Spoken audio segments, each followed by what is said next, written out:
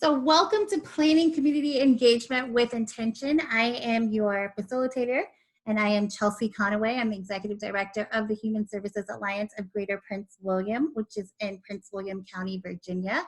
We serve Prince William County, the cities of Manassas and the cities of Manassas Park.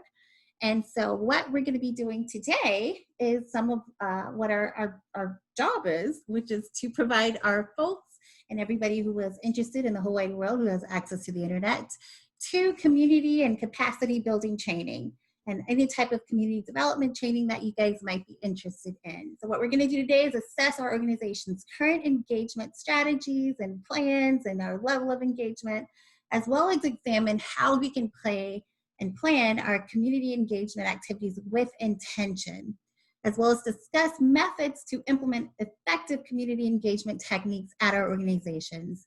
So when we were asking you all what it was you were interested in, there was a pretty good mix of folks who were interested in higher level community engagement planning, as well as very minute, detailed strategies. And so what we have discovered is that we're gonna need to go ahead and have a part 2 to this training. So we're going to get to as much of the both higher level and strategic activities you can do to start kicking off your community engagement planning. But then we're also going to have a part 2 that gets a lot more detailed into specific actions you can take and best practices when you go to take those actions. Okay. So here's just a brief overview of the Alliance. I told you a little bit about who we are and what we do. We're an association of human services providers, so people who are planning amazing programs all day and all night and who are doing great work and who are helping people in our community who need help the most. And so we're very proud to serve our service providers. And we know that in times like this, when we've got a pandemic going on, for most of us, our community engagement has actually had to be ramped up. For a lot of organizations that were closed during all of our different closures and shutdowns and schools being closed and businesses and all of that, for many of the businesses that we serve, the organizations that we serve, they've actually never closed. They're busier than they have ever been before. We serve many food banks and shelters and things like that. And so we have found that there's been an increase in people who are coming for help. And so with that in mind, we wanted to create some different resources and trainings and opportunities for people to learn how they can best optimize and engage with the community. So here's why community engagement is so important. We rely on it for the work that we do, whether we're a for-profit business, whether we're nonprofit, faith-based, government agency. It really doesn't matter if we can't communicate what it is that we're working on, what our folks need to do to access our services and engage them to see if it's working. Our ideas, our plans, all the wonderful programs that we have envisioned really aren't going to come to its full fruition until we're able to engage with our community. The idea, of course, for whatever our target audience will be, is that we have maximum feasible participation within that audience. Whatever it is that we're trying to get someone to do, whether it's to purchase something or come to us for a service, we really need to make sure that our efforts are not in vain and that when we are putting out a community engagement activity, that people will really take it and buy into it and do what it is that we're asking them to do. And I love the quote at the bottom, which is that effective strategies and ideas and solutions aren't built for people, but they're built with them. That's something to keep in mind whenever you're doing any type of community engagement, is that it be people first and person first. And I know sometimes when we're planning, we can have our end goal in mind, which we definitely should. But we can sometimes be thinking about how things might impact us as service providers more than we're thinking about how our community might engage with it. And so it's really important that we're always considering what the needs of our people are. So now let's identify our people. We call them stakeholders when we're talking about community engagement planning. And those might be our program participants, our community partners, our volunteers, our board members, legislators, anyone you can think of who might in some way be impacted by a decision you make on behalf of your program. And so those are primary and secondary types of stakeholders where we don't say primary and secondary as though some are more or less impacted, but just because when we're thinking, sometimes the people who come first, top of mind, are the ones who we plan for. But really, there are so many other people who can get impacted by what our services is and what it is that we're doing. So, for instance, if you were a workforce development program that offers tuition assistance, or maybe you buy textbooks for students, of course, your first program participant that you're going to think of, your first stakeholder, is going to be the student who's coming to you, right? But if you think a little bit further, there's also that student's family, because maybe you made it where they have a little bit more money, cash flow in the home. So that family has the benefit of your service. The bookstore has the benefit of your service. That student's classroom has the benefit of your service. There are so many other people you can think of when you're thinking of your stakeholders. And a lot of times when we go about providing services, we really just have to keep in mind that it's not always just who's sitting directly in front of us who's benefiting from our work, but so many other people down the line too. And so when we plan our engagement strategies, we have to always be thinking not only of that person who's sitting in front of us or that person that we'd like to come to our event, but also all the people who might be impacted down the line. And as you start thinking about your own stakeholding process, the people who are stakeholders, and do your own stakeholder mapping, you'll probably find even more stakeholders than what we have listed here. This is just a representation. So how does your organization get feedback from your stakeholders? This is going to be really important, because if you know who your stakeholders are, it's going to be key and integral to whatever programs that you plan, whatever initiatives that you guys come up with, that you know, and you have a way to get information from your stakeholders, and you know what they're thinking, you know what they value.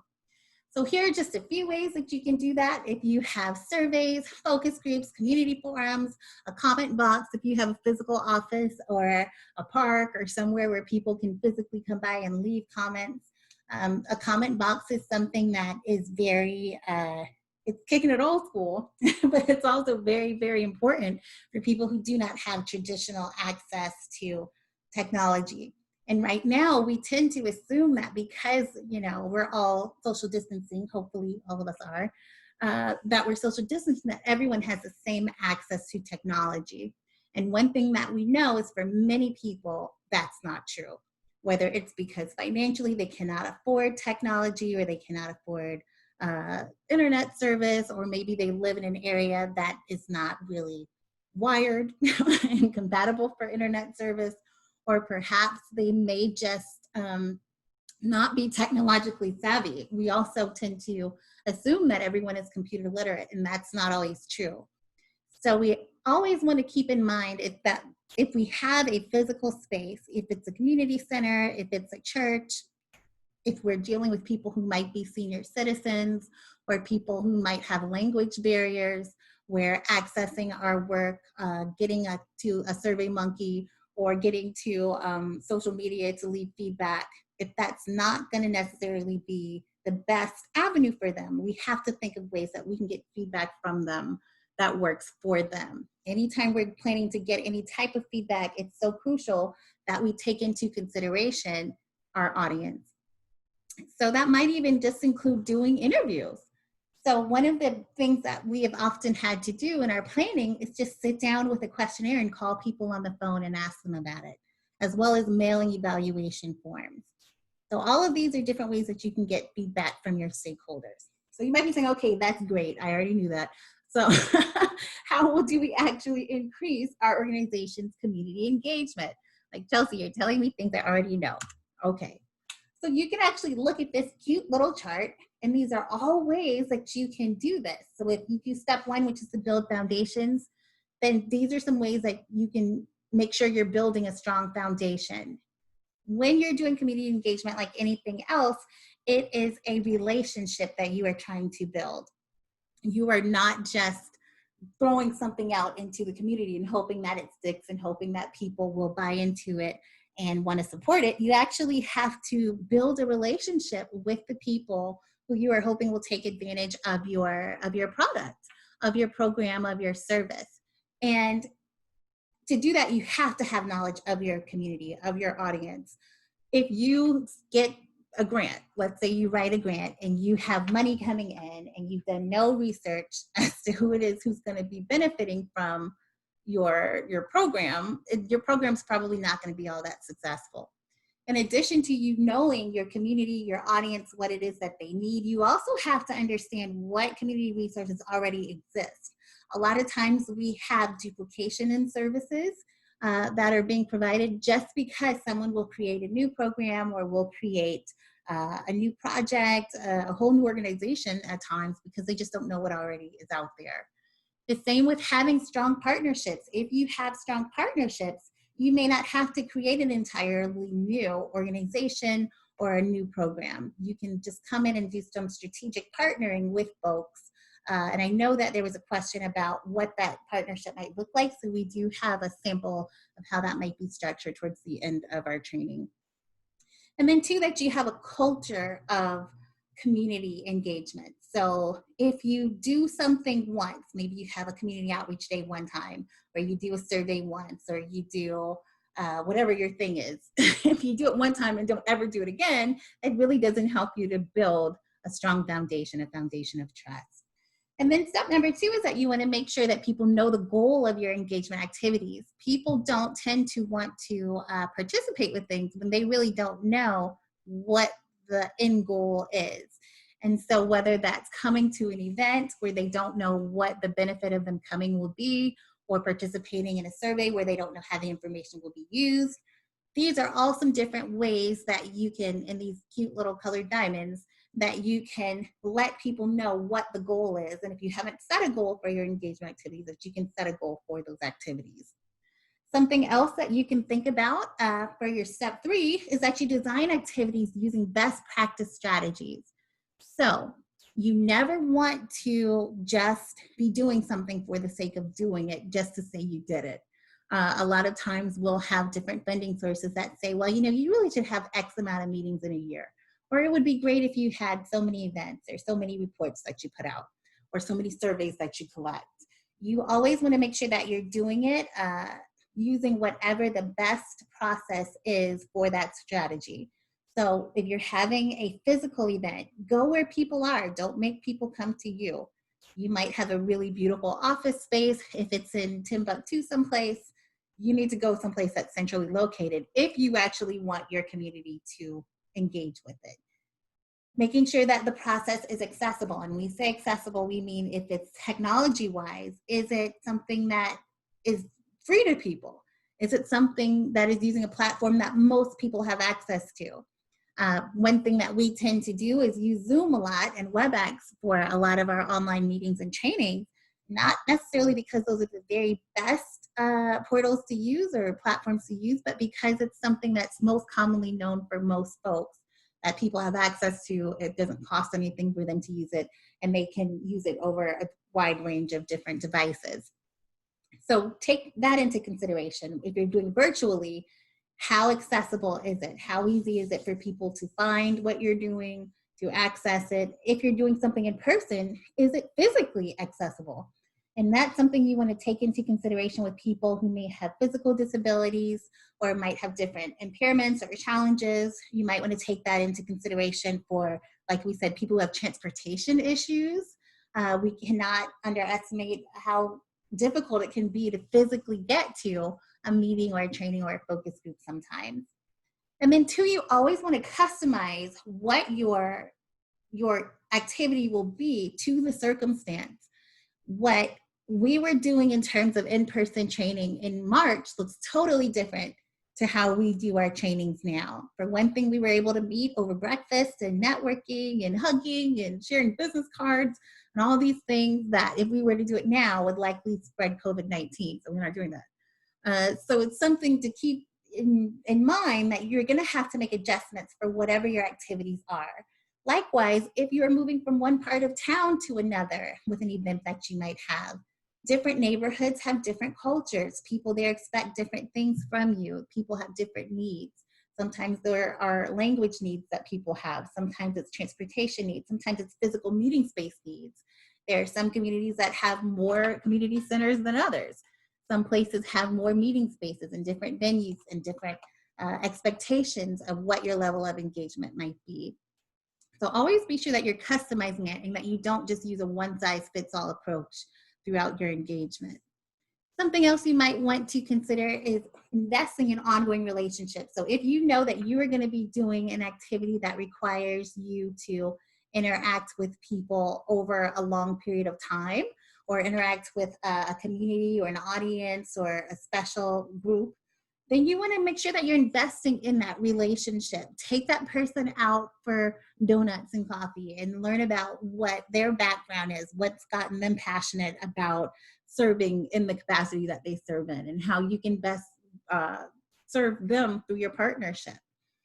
That's really going to be important to you. How you can optimize accessing their groups and how you can provide service to them. It's really important that when you're doing community engagement, you have what's called a mutually beneficial relationship. So you never want to be totally one-sided, where if it's something like a survey, you're the one who's collecting all this information to use for who knows what, and you're not giving anything back to the people who you get that information from. So whether it's something like having pizza at a focus group, or if you can provide them with a little thank you token, a gift card, or a grocery store, gift card or something, whatever it might be, if you can find a way to make that exchange mutually beneficial, you'll find that you have more participation over the long run in terms of people coming to support your initiatives. And then two, you always want to foster community capacity. So it's really important that people feel empowered after they leave your engagement, whether that's a meeting, whether that's an in-person event, whether you have created a resource for them that you've posted online. If people can feel like they now have the capacity to do more than when they encountered you initially, then that's how you build value in what your brand is, in what your organization is trying to do, and that helps to also build trust.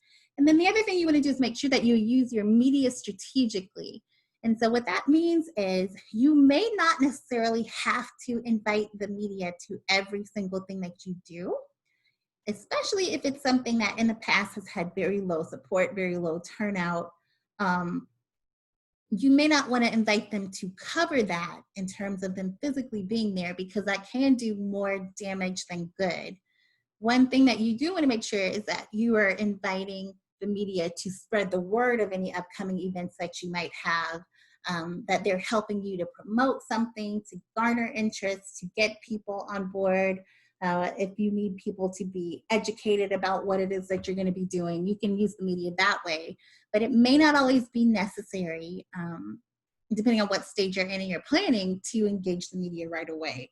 Also, if you're going to be doing something that maybe is very controversial and very contentious, unless you've got your communications plan together before you call them, don't call them yet, because that might be something that you would regret later, because it can really cause you a headache if you have not been strategic in your communications goals to date.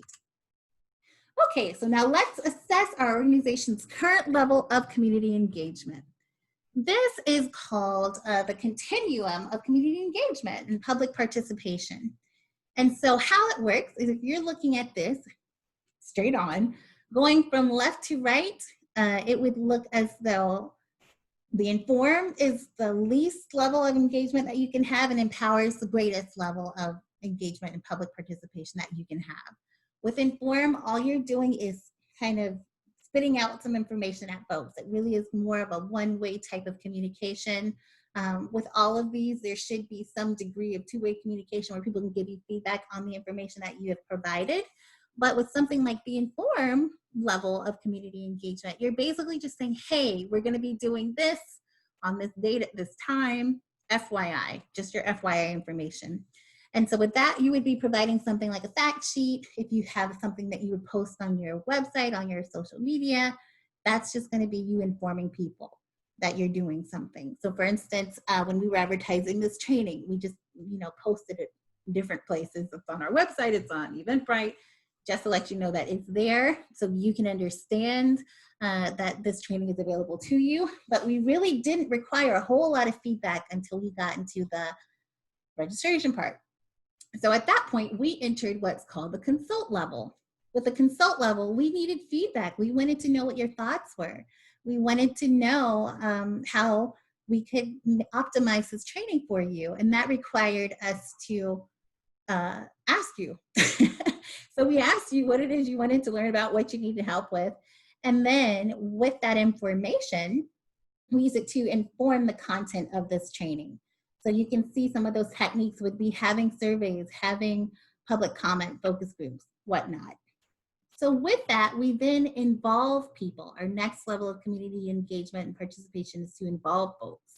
When we are involving people, what we're saying is that we're going to work with you to make sure that your concerns are being addressed and that whatever we're developing is based on the feedback that we got. So had we, in the planning of this training, asked you what it is that you needed help with, what it is you wanted to know more about, and then did nothing with that, we would have been stuck at the consult level. There would have been like, okay, well, thanks for telling us that. We're not going to do anything with it. But once we then incorporated what it is that you told us you needed, we were involving you all in the process of creating this training and developing this training. And with that, as you saw at the beginning of this training, we did some deliberate polling. We asked you specific questions, and then we catered our content to that. And so then the next level of public participation and engagement is to collaborate and collaboration. With that, we're saying, okay, now we didn't quite make it to this level with this training, but what would have happened was if we then said, okay, this is the feedback that we've gotten, help us to create this training. You guys put in some resources, we'll put in some resources, we'll marry the two, we'll get a consensus about if it works. If everybody likes it, we will make the decision to put it into this training. So that's what it looks like when you have something like a citizens advisory committee. If you have a board of directors, a board or council of people who are providing you with advice and guidance, and then you actually take that and you inform your programs and your projects based on that information. That's what it looks like to collaborate. And then if you were to empower, which most organizations, most programs never quite make it to this stage because it requires a lot of trust and it requires a lot of preparation to go through all of the previous stages.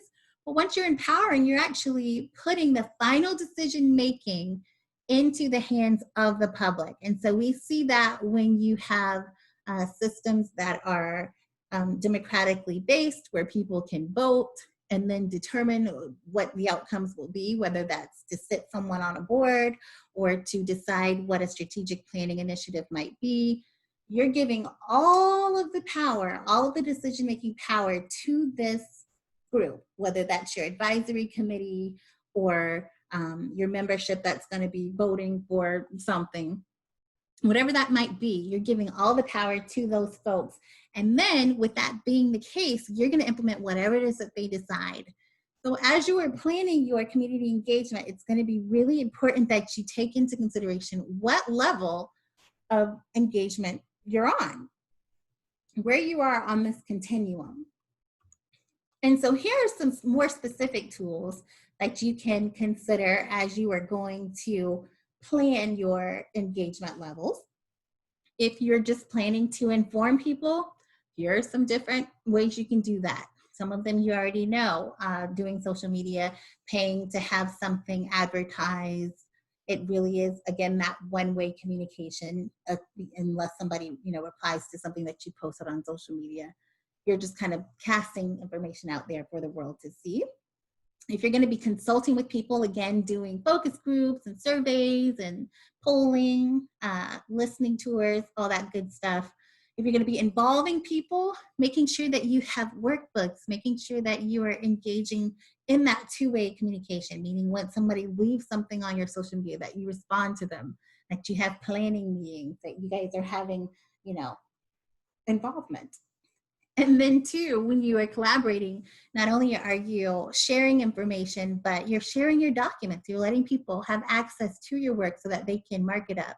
You're going back and forth again and again and again. You're having work group sessions and one-on-one conversations and whatnot. So here are some different types of engagement that you can utilize. If it's vertical, that means it's going from the top down. And what that means is if you are to communicate your message to anybody who is up here in this top bubble, which includes government and local councils and nonprofits and schools and businesses, then they can then communicate things to their community members. For those of you all who are in very small organizations or small groups, it's really important to remember that you don't necessarily have to do everything yourself. You just have to get the information to people who can spread the word on your behalf. Something else to consider is horizontal engagement. And what that means is if you let people know, maybe that's in something like your Nextdoor app or on a social media moms group or whatever the thing might be, then they can spread the word amongst their community. It doesn't have to necessarily come from a top-down level like it would with government or with work or with school, but it's just being passed horizontally amongst peer groups. That's something that's really important to consider, depending on what it is that you offer, what your service is, just because we live in a very trust-based society where the trust is not necessarily top-down anymore. A lot of our society has changed in the sense that people don't necessarily trust information that they get from the news, from their government, you know, from their different institutions like they once did. They trust information that they get from their neighbors, from their families, from their church members. And so we see that perfectly when we look at something like Uber. When I was growing up, we were always told you do not get into a car with a stranger. But because someone has rated that stranger as being a good driver, you know, we're quick to hop into a car with strangers now. The same with our DoorDash, the same with anything else, with Yelp. We'll go to a hairdresser who's been referred. We'll go to a restaurant who's been referred on there who's got good reviews because we are referring to people's horizontal engagement and referrals more than we are that top-down engagement that we once did. So take that into consideration whenever you are planning your engagement. Okay, so who's supposed to do all these things? It helps identify a team that will be responsible for engaging the community. It does not have to be a team of people who are employed with your organization. So it can actually be volunteers. It can be people who are board members. It can be your family members. Whatever it is, just choose your team wisely and identify people responsible for engaging the community. It can be your entire staff. It can just be a few select people who are the best at engaging the community. Those people should be knowledgeable and friendly and well-trained and willing to answer questions and to participate in different events. Ideally, that person would not be the mean, grumpy person who you work with who never likes to talk about anything with anybody. That's not really who you want to be on your community engagement team if you can avoid it. And if you can't avoid it, just try to equip them as best they can to refer the community member who might have a question or who might need some follow-up to somebody who is nice and friendly and more equipped to handle them. So if you are working with an organization like a nonprofit, that would ideally be your executive director, your board members, your volunteers, all these people who are the face of your organization. I've served as a nonprofit community relations director in the past, and I always like to say that community engagement is way too important to just be left up to the community relations director. If your current model is just that, well, Susie's our PR person. If you have any questions, just ask Susie. While that's good if it's something like a media inquiry, somebody wanting to do an interview or get a quote, if it's something that you can answer, like what are the hours that your organization is open? Or how can I find out more information? What's your website? That's something that anyone on your team should be able to answer. And everybody should feel comfortable answering. So that might mean that if you are Susie and you are the community relations director, that you're going to have to do some training for your staff to make sure that they feel empowered. Okay, so now we're going to get into the topics that you guys have submitted with specific questions. So methods for, and these are things that you indicated needing a little bit more help with. So methods for attracting more community members to get involved. One thing that you want to make sure that you are doing is being strategic in the community members that you hope to attract. So if you would like people to volunteer to knit blankets for children in hospitals, I don't know, I'm just thinking of something.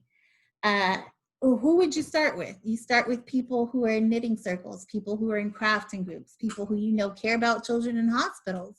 people who you think might be coming to, the Michaels or AC Moore's crafting classes. Go to those places, go to the community center and see what people are doing and are interested in. And then you would target your invitation, market your program to those people. If you were to go to the hiking club and say, hey, do you guys want to come in and knit blankets for kids in the hospital? You may get some people who are interested in, but probably not as much as if you were to be very strategic in who you were to invite in the first place. Something else that you want to do, like we said, is make it easy for community members to get involved. If you know that the library and the Michaels and everybody else has their classes at Saturday morning at 10 a.m., unless you have strategically partnered with those organizations, you've partnered with Michaels that their project would be knitting these blankets, or unless you've partnered with the library or with the knitting circle, you're going to be competing for the same audience. And because that audience doesn't have a relationship with you the way they might have with the other service providers, they're going to default and go to the other service providers. So always make sure that if you want to attract more people, that you're being very intentional about when and where and how people can get involved, and that you might even need the endorsement of those other service providers.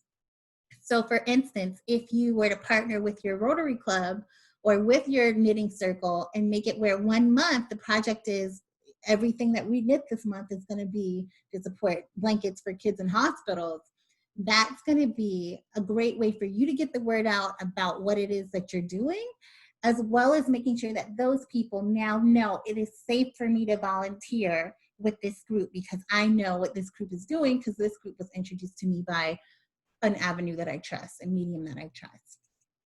Okay, the next issue, effectively executing community engagement across several service areas with different strengths, needs, dynamics, etc.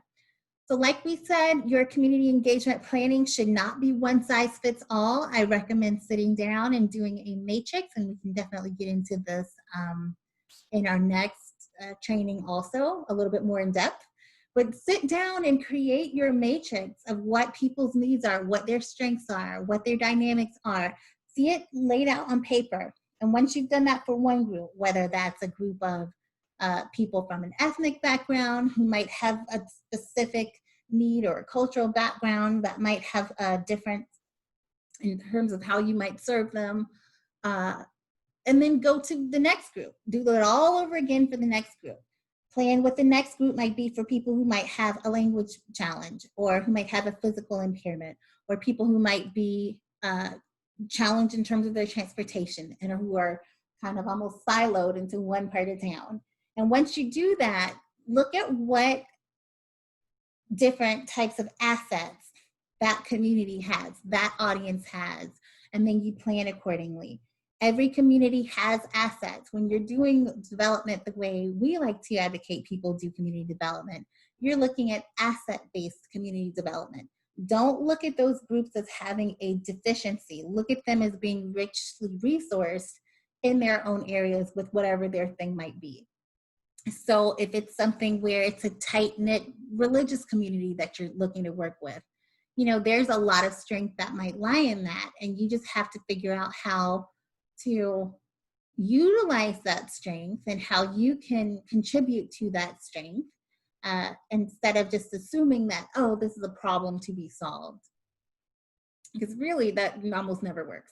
So when you're thinking about that, when you're thinking about what the needs are, sit down, write it out, try to be as specific in customizing your plan as humanly possible. And we're going to have some resources for that towards the end too. So something else in terms of becoming more well-known in the community, we touched on it a little bit when we talked about getting more people attracted and getting them involved. But to become more well-known in the community, you've got to hit the pavement. So whether that's virtually or actually in person getting out, you have to make sure that you are present in any way that you can be at different events, whether you are supporting them physically, if there's a community meeting, if there's a listening session, if there's a networking event, you have to go to those things. I know for folks who tend to be more introverted, it's like, oh my gosh, I'd rather do anything else. So if that's not you, if there's someone on your team who just loves going to happy hours or loves going to networking mixers or loves going to sit in, county council meetings, that's the person who you want to send to speak on your behalf, to just have a presence there. Even your name just showing up on a sign-in sheet can introduce you to different community stakeholders that you need to know. Make sure that you go, make sure that once you go, you have your name tag on. If you have any branded materials that you can wear, like a shirt or a jacket or a button, that you have that on, and that you go and you make yourself known in the community so that people will not only say, this person came to our focus group and they had so many great things to contribute. We really need to develop a relationship with this person. But that they might also say, this person consistently comes to our county council meetings. I really think they're pretty involved. We really need to get to know this group a little bit better. So the best way that you can become well known in the community is just to get out there. Right now, even when we're doing things virtually, we have a group that meets here and that actually meets all around the nation in Prince William County, that's called 1 Million Cups. And 1 Million Cups is a business council, and you meet, and it's like almost like a self-help group where you come and you pose questions to the group, and all these different business people can give you feedback, can give you insight, can give you advice and counsel you and help you troubleshoot different issues that you might be having within your organization. So even just going to that, even if you're not the person who is presenting and who's sharing what your issues might be, you're kind of rubbing elbows with people who can be really, really helpful to you in terms of your strategic planning and thinking and programmatic planning. And something to consider also is that when you do that, you get to share your expertise as well. So it's not like you're just in there, you would be a fish out of water. You guys are all, imbued with different strengths and you have different skills, and you get to go and share that in the community. So the way to become more well known is just to get out there. If there is something that you can sponsor, if there's something that you can advertise, like in a parade, go do all of those things. And I know right now we're not doing a whole bunch of those things because they do require gathering in public, but even virtual networking events, get in touch with your chamber of commerce, get in touch with your nonprofit council, see what they're up to, and then as much as you can be active with that. Be active on social media. Make sure that you're commenting on stories that are related to the work you do. If you see an article that you like, share it with people. Be commenting on the person who wrote that story. With something like Twitter, it's really great because you really get to engage firsthand with the people who are creating content that's relevant to your work. So something you want to do in retaining interest and relevance, always be checking in as you go in and you're getting feedback from your stakeholders about the content that you're creating, about the events that you're having, about the programs that you're pushing out. Take the feedback that they give you and apply it as much as you can where necessary. So whenever you're getting something back, if it's relevant, if it's useful, if it's constructive criticism, try to implement it. Even if it's something like, I really hate the color that Chelsea was wearing on the training because it hurt my eyes. Anything that you can utilize is going to be helpful as you go forth and you plan things that are relevant to people. And once people see their notes applied, they will feel that you care, and then they will think that your work is more relevant. So something else, okay, effective collaboration. Who does what whenever you guys are partnering and collaborating? When you go to have a strategic partnership, and I think this might even need to be its own training, but when you guys go to have a strategic partnership that is mutually beneficial, you can lay that out in what's called a memorandum of understanding or a memorandum of agreement. And those are documents that you can develop that just share, okay, the Alliance is going to host so many trainings for X group. X group is going to refer so many people to the Alliance to come to training.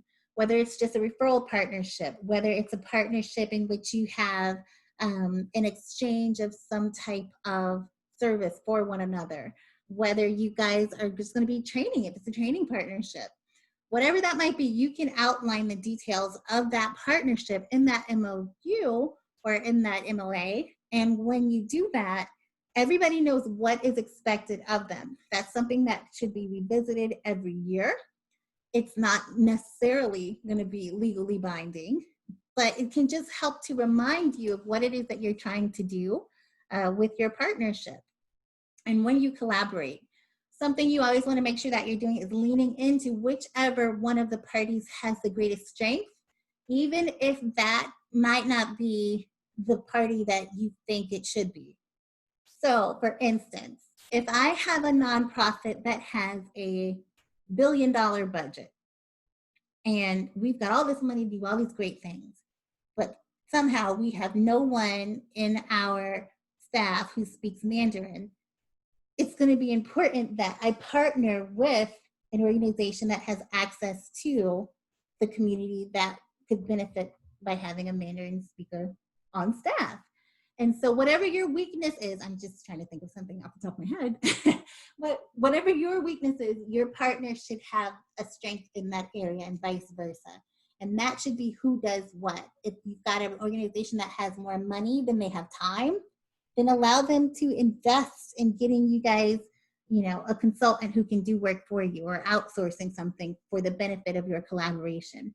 If you have someone who has more social capital, and maybe they can really get folks to come to your event, or they can get people to participate in your program, then that's something that you want to make sure that they're doing, that they're utilizing that social capital, where maybe you can utilize whatever other resources that you have. It's not necessarily who you think it might be either in that relationship. You have to look at things realistically when you're collaborating, and not necessarily as you wish they would be. And that's not to say that you won't get there one day. You might not be there yet. So something to consider whenever you are thinking about practicing social distancing and engaging the community is making sure that your work is equitable and that it's accessible. So we talked before about making, your online work accessible. Can people find it? Can they access it? But also, is it equitable? So if you put something out in one area, are you putting it out all over the community? Or can it impact everyone in your target audience that you need to reach, as many people as possible? How is it, do you have something up for a relatively decent amount of time?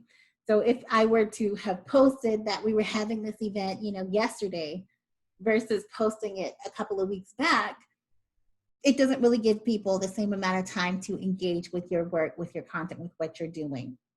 And there's a really great guide about engaging responsibly while also practicing social distancing that I'm going to send to you, because again, that could be its entirely own training. And so we've gotten some great minds that have done some wonderful work about how you can engage with people, even when there's not a pandemic and you're just going to be partnering with people online for different things. So something else to consider is how you garner commitment from community volunteers. Now, this can potentially be challenging just because when you have volunteers, they're not motivated necessarily by money the way your paid staff is, which is not to say that your paid staff is only motivated by money, but it's an incentive for them to come and do the things that you've hired them to do if you're going to pay them. With volunteers, they're motivated by different things. They have different types of motivations, whether it's getting community service hours for college, or if it's that it just makes them feel good to do it, or that they like to spend time doing things that give back to the community. You have to know what their motivations are. And then once you have figured what that motivation is, and it might be different for each volunteer, then what you can do is go ahead and you can engage them at that level, create your opportunities around that, try to fit them in where they have skill sets that match what you need, and that you're matching your positions to their skill sets and give them the opportunity to serve where they're strongest. But then you can also get them to commit by doing a volunteer agreement. And all that's saying is that, again, it's not legally binding, but what you're saying is that I know you are capable of X, because we've talked about it, and I am expecting you to do Y. And if for some reason you cannot do Y, let me know in this way. And what that does is it just almost legitimizes your volunteer relationship a little bit more. In terms of finding new supporters, I think we've touched on this quite a bit in terms of how you can get the word out and attract people to your programming. But I'm also going to send you guys a link to our Pinterest board for nonprofit marketing. And we have assembled quite a few different resources to help you market your programs, market your initiatives, make sure that you're getting the word out, how to utilize social media responsibly, all that good stuff. So this is what, like we talked about an MOU a little bit earlier, this is what an MOU would look like. And like I said, it's not anything that's particularly complex or in depth. Party A is going to do ... Party B is going to do ... And then you guys sign it at the bottom. This is what a volunteer service agreement would look like. I understand that you need me to do XYZ. I'm going to do XYZ. You sign it, they sign it. There's a clear understanding about what your needs are, what their needs are, times they would be working, if something changes, who contact, all that good stuff. So if you guys have any questions, please put it in the chat. I don't see any questions so far. So what I'm going to do is go ahead and then I'll keep checking back, but I'll let you know what's to come. So what is to come, like we said, we're going to need to do a part 2 to this because there were so many wonderful, very, very specific strategies that we didn't get to cover as we were kind of hovering a little bit higher level over the importance of community engagement and big picture how you can do it.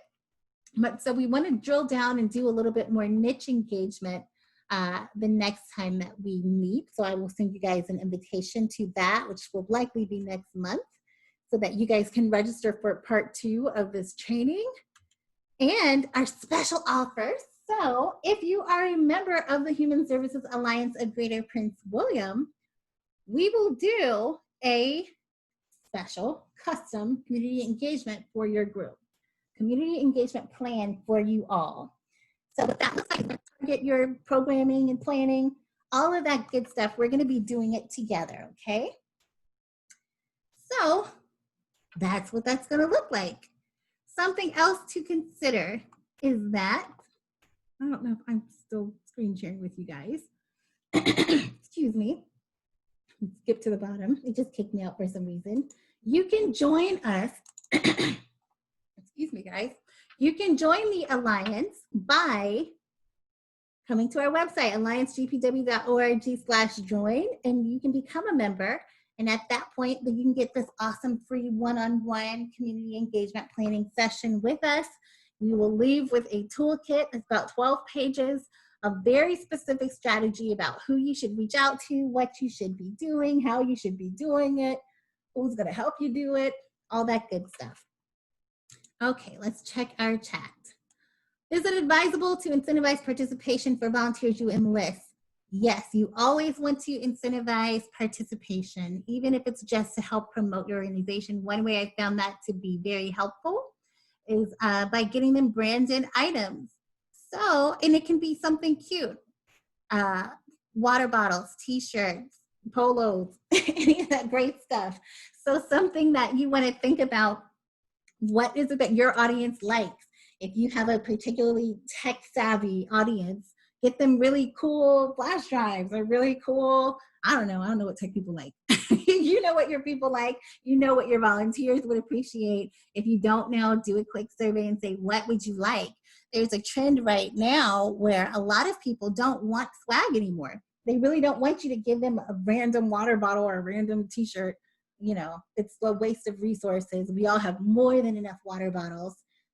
I don't, you need another water bottle like you need a hole in the head. And so if that's the case, what is it that your group would value? If it's an environmentally friendly group, maybe they don't want you to waste paper or waste money on producing materials that they're not going to use.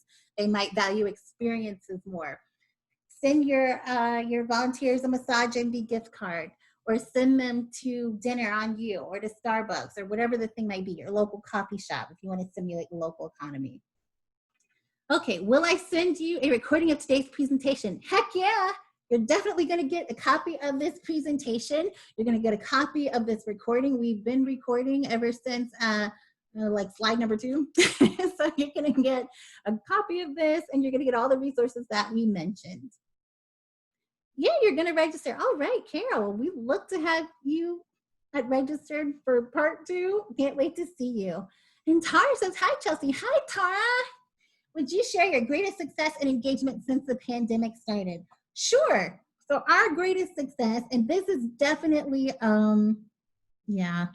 Oh, well, we had a couple different successes, which has been very interesting. But our one success is we had to do our first annual meeting, right? So the Alliance, I didn't get into this part with you guys, but the Human Services, and I know if you guys have to go, you can go too, because I know we've hit our hour mark. And so I'm just going to be answering questions from here going forward.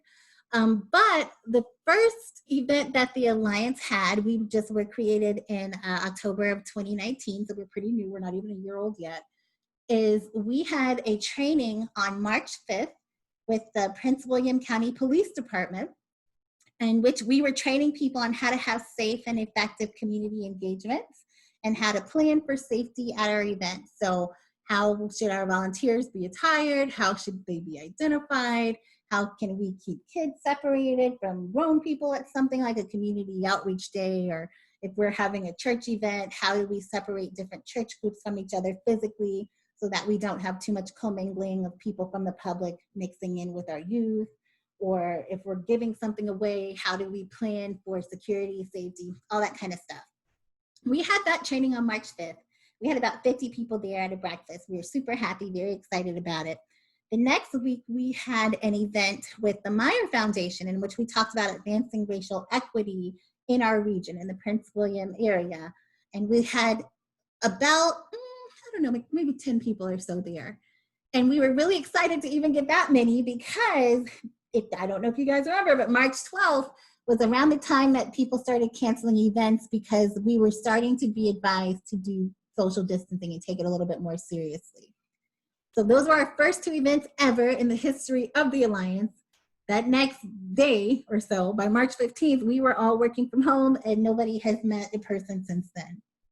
But throughout that time, we got to have our annual meeting. It's in our bylaws that we have our annual meeting. We do our board elections and any other, governance type things that we have to do in June. And so on June 30, we had our meeting and we had about, gosh, I don't remember now, somewhere around 50-ish people, I think, participating. And that was really exciting because we didn't know who would come because we'd only had like 2 in-person events before then. But so what we've tried to do is engage people virtually in between March and June while we've been quarantining, while we've been social distancing. And how we've done that is we created a coronavirus resource list. We have a newsletter that goes out every other week or so that just kind of corrals different resources that we've heard about, different opportunities for people to serve, different really neat announcements by human services providers in our area. We have a community forum on our website that allows service providers to post their press releases, their updates, their event invitations in real time directly to the public for the entire world to see. It doesn't require a login or anything to view any of this information. And all of the things that they post come up in a Google search. So that's pretty cool. And then we have, what else have we been doing? I don't know, we've been doing like a whole bunch of stuff that we have been trying to do from home and make it where people could engage with us, being more active on social media, hosting fun trainings like this. And we also kicked off the Prince William Area Disaster Fund, which is a relief grant program, community grant making program, where people were able to donate money into this fund and we are making grants from it. And so far, we've already disseminated more than $17,000 to provide more than 43 different community feeding distribution centers with groceries, with fresh produce, with dairy products to give out to the community. And we're also going to be wrapping up our next round of our grant making with that in the next, I think this week, early next week. And we've also partnered with county government to administer $1 million in CARES Act funding, so that people can get, not people, but the community can access CARES Act funding through their nonprofit organization. So doing things like making sure nonprofits have grants between $50,000 and $150,000 for rent assistance, mortgage, utilities, childcare assistance, prescription medication assistance, all that good stuff. We've been trying to make sure that they have access to those things. So we kicked off that round of funding application period earlier this week, and they have until the end of next week. So that's how we've been engaging folks since all of this started, since the pandemic started. We've been very, very busy. We have not had a dull moment around here, which is very exciting. So I would consider all of those to be the Alliance's greatest successes. But just making sure that people know that the Alliance is here for them during this time, trying to help them meet what their needs are and help to share information. And I mean, we are not perfect. We don't always get it right, but we try really, really hard. We have a wonderful board of directors that helps us. And so that's pretty awesome. And yeah, that's what we've been up to since the pandemic started, which I think has been really great that we've had such support, so much engagement, so many people interested in our programs, especially since, like I said, we only even did our organization's kickoff on March 5th, which was the week before we all started social distancing. So they really don't have a relationship with us in person so much as they have had one with us online. Okay, next question. Thanks for session 5. Bye, Bilal. Thanks for coming. Okay, what are some effective ways to do community engagement virtually? So I'm going to send you guys a guide because they had a really great guide about that. But since you're here, I'm just going to chat with you really quickly. Doing your website, making sure your website is up to date, making sure your website is user-friendly, making sure that your website has organization to it, that it has a functional search feature, that it has a Google Translate button, that people can translate it to whatever language they might need. That's one way that you can effectively communicate virtually. Making sure that you're active on your social media. A lot of us take for granted that, you know, if you post something once a month, it's going to be sufficient. And for social media, with something like Facebook, you really need to post at least once a day. For something like Twitter, you really need to post. Think about posting breakfast, lunch, dinner. Anytime you eat, you need to be posting around that time because that's when people are checking Twitter. For something like Instagram, you maybe can get away with once a day, once every other day or so. You don't have to post quite as often. But whatever social media it is that your people are using, you can look on the analytics to see how they're using that medium and how you can best engage with them. For instance, on Facebook, all Facebook users don't use it the same time of day. Because we work with people who are community service providers, we've noticed that if we post around dinner time, around the time they would be getting home from work, they're kind of decompressing from their day, we get much more engagement than if we were to post at 10 o'clock in the morning when they're all busy at work. So know what your audience is, engage them that way. Make sure that if you're going to use a virtual meeting platform, whether it's Microsoft Teams or Zoom or WebEx, that people have access to it, that they have a comfortability with it. Anytime that we send out an invitation for a meeting, we also send out little tutorials and links to YouTube videos and tutorials. How do I use Zoom? How do I make sure I have access to WebEx? How do I log on to a meeting? How do I mute myself? All those great things that we kind of assume that by now people know, that people may not know. Something to consider too is that even though in Northern Virginia where we are, we've been social distancing since March, a lot of people are just getting into social distancing truly. We still have folks who've been going to work every day. We still have people who have been meeting in person. Some people, depending on what their state was and what the pandemic was doing where they are, they have never really gotten into fully being virtual 100%. So just allow them a little bit of grace and a little bit of time with that learning curve that we all had to go through as we started learning these materials. I mean, you just saw Zoom kick me out of my screen share. So it definitely happens. It doesn't really matter how long you've been doing this. Be gracious with people as you do that. And something else to consider as you're doing virtual engagement is recognize the privilege that we all have as organizers. So when I was planning this event, because this is the time of day that worked best for me, from 2 to 3 on a Thursday is my favorite day to plan events. I recognize that that's a privilege that I have to engage with you all during this time and to set that time. like take into consideration when your people are available, what time of day, what day of the week. Your audience is going to vary from what my audience might be. Your audience it might be best to meet with them 6 o'clock at night. I have some meetings that, ask us to meet with them 8 o'clock at night. I hate those. I'm really tired at 8 o'clock at night. But for people who might be volunteering, who don't do this full time as their profession, that's the best time for them to meet.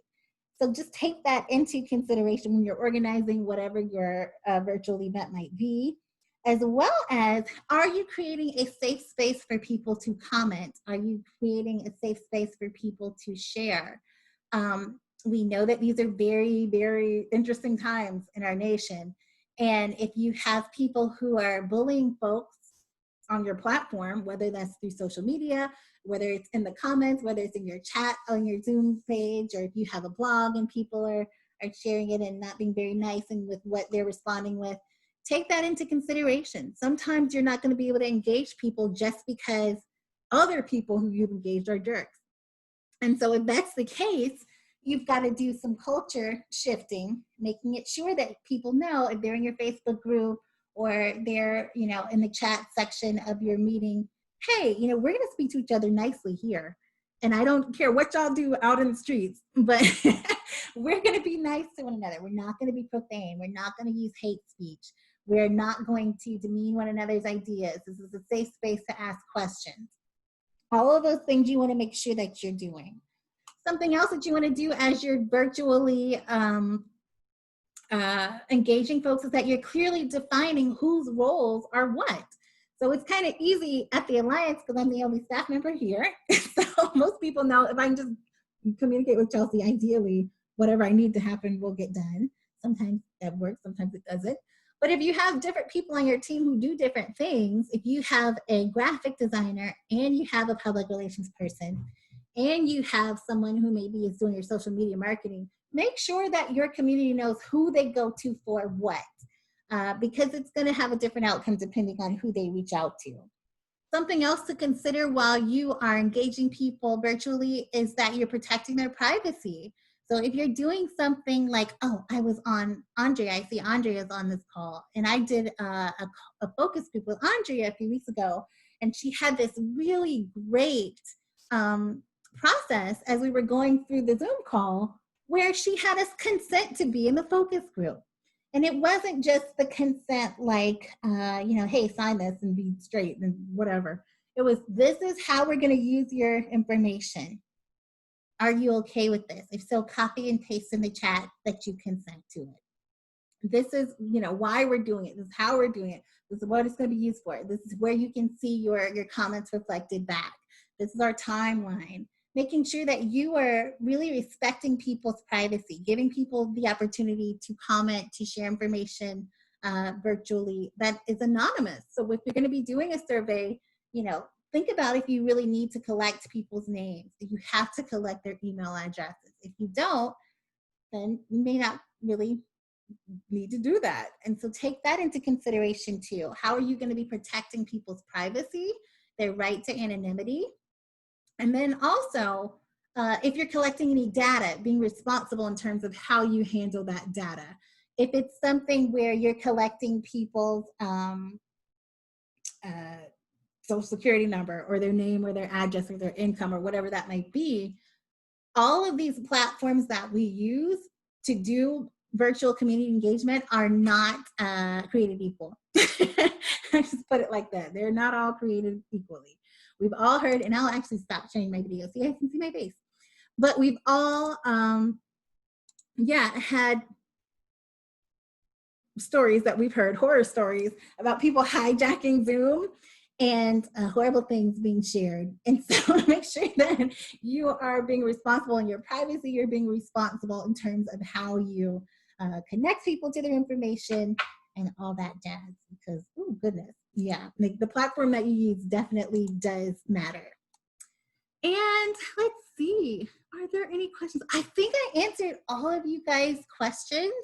Like I said, I'm going to send you all of these resources so you don't have to try to remember all of this. It's not important that you have been taking notes. I'm going to send it to you. And so, with that being said, if no one has any other questions, I thank you guys so much for your time. I hope you have a wonderful Thursday. I thank you guys for staying on with us an extra 16 minutes. I think the next training we do will probably plan for 90 minutes so we can have plenty of time that you guys allot into your schedule. Thank you guys so much for your attention. Thank you for your participation. If you have any questions, I'm going to jot down my information. I don't think I had it in there, so I'm putting it in the chat right now. But you guys have a super day, and I'll talk to you guys later. Bye.